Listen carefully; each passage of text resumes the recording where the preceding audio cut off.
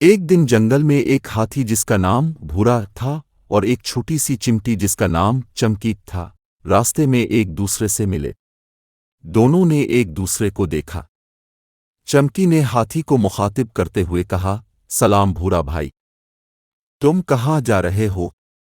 بھورا نے اپنے لمبے کان ہلاتے ہوئے جواب دیا، وعلیکم سلام چمکی بہن، میں جنگل کی طرف جا رہا ہوں پانی پینے۔ تم کہاں جا رہی ہو؟ چمکی نے کہا، میں بھی جنگل کی سیر کو نکلی ہوں، کچھ کھانے کی تلاش میں۔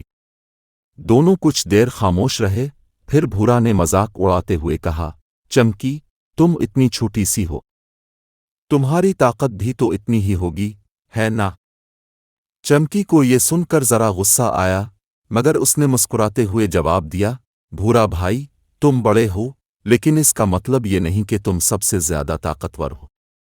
یہ بات سن کر بھورا ہنسنے لگا، کیا تم اور طاقتور؟ میری ایک ٹانگ کا وزن تم سے زیادہ ہوگا۔ چمکی نے تیز لہجے میں کہا، تم اپنی طاقت پر غرور کرتے ہو، لیکن کیا تمہیں پتہ ہے کہ ہم چمکیاں بھی بہت طاقتور ہوتی ہیں؟ ہماری محنت اور عزم کسی بھی بڑی طاقت کو شکست دے سکتی ہے۔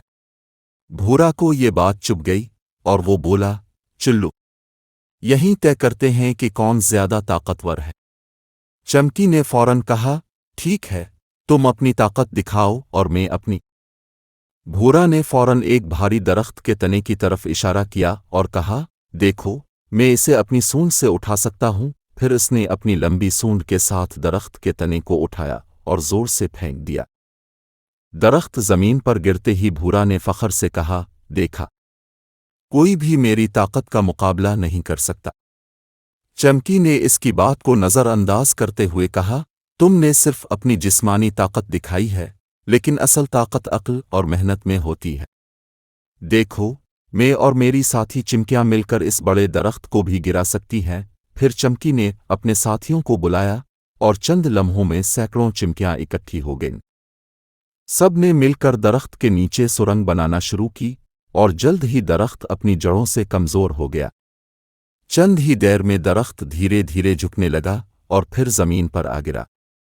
بھورا یہ منظر دیکھ کر حیران رہ گیا، مگر اب بھی وہ اپنی بات پر قائم تھا۔ بھورا نے کہا کہ میں نے اکیلے ہی درخت کا تنا اٹھایا تھا، مگر تم نے اپنی مدد کے لیے باقی چوٹیوں کو بھی بلایا، اس لیے میں زیادہ طاقتور ہوا۔ ان دونوں کی بحث دور آسمان پر کھڑی ایک پری سن رہی تھی۔ پری یہ سن کر زمین پر آئی۔ پری نے ہاتھی کو سمجھایا کہ غرور کا سر نیچا ہوتا ہے، تمہیں اپنے بڑے جسم اور طاقت پر غرور نہیں کرنا چاہیے۔ پری کے سمجھانے پر بھی ہاتھی نہیں مانا۔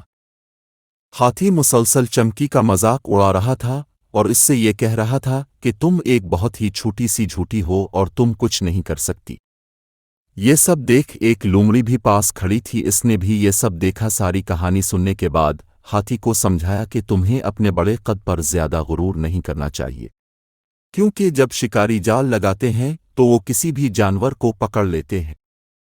طاقتور تو صرف وہی ہے جو عقل سے شکاری کے جال سے نکل سکے، اور اکثر میں نے ہاتھیوں کو شکاری کے جال میں پھنستے دیکھا ہے۔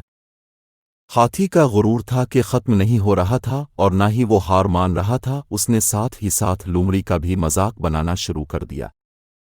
اتنے میں چونٹی آرام سے چلتی چلتی ہاتھی کے پاؤں پر چڑھی۔ ہاتھی لومڑی اور پری کے ساتھ بحث میں مصروف تھا کہ اس کو یہ محسوس تک نہ ہوا کہ چونٹی اس کے پاؤں پر چڑھی ہوئی ہے۔ چونٹی اس کی ٹانگ سے چلتے چلتے اور اس کے پیٹ سے گزرتے ہوئے اس کی سونڈ کے اندر جا گھسی۔